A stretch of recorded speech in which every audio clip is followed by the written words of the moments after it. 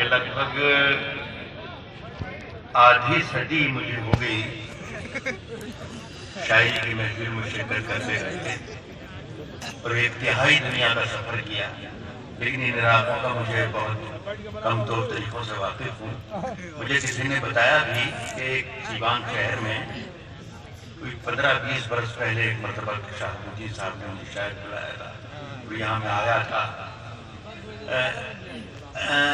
لیکن سچائی ہے دوستوں کہ میں ہوش میں پہلی بار ہی آپ کے سامنے آیا اور آج اتنا اچھا لگا کہ تھک گئے ہیں مشاعروں کو دیکھ دیکھ کر، جو حالات طاہر نے بتائے کہ مشاعروں کو مس کر رہے ہیں، مشاعرے جو محفلیں ہوتی تھی وہ ختم ہو چکی ہیں، لیکن خود طاہر نے اور تعلیم نے جو ماحول بنایا اور جس طریقے سے آپ نے سنا، میں سلام کرتا ہوں سیوان والوں، یہ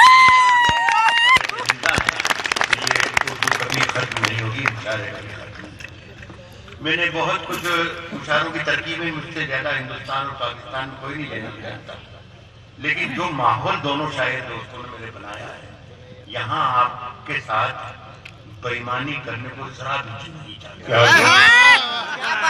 میں کچھ مشاعرہ نہیں سناؤں گا، میرے پاس جو کچھ بہتر ہوگا وہ سنانے کی کوشش کر رہا ہوں۔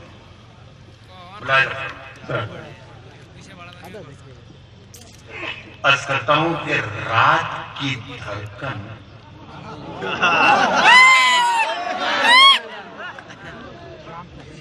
جب تک جاری رہتی ہے، پہلے مصرے سے آپ نکلوائیں گے میرے شعر پر انشاءاللہ۔ عرض کرتا ہوں کہ رات کی دھڑکن جب تک جاری رہتی ہے، جب تک جاری رہتی ہے، رات کی دھڑکن جب تک جاری رہتی ہے، سوتے نہیں ہم، ذمہ داری رہتی ہے۔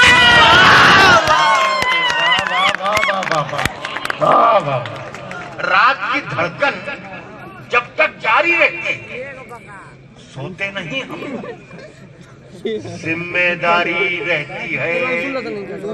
جب تو نے ہلکی ہلکی باتیں کی، رات کی دھڑکن جب تک جاری رہتی ہے، سوتے نہیں ہم، ذمہ داری رہتی ہے۔ جب سے تو نے ہلکی ہلکی باتیں کی، یار طبیعت بھاری بھاری۔ زندہ باد۔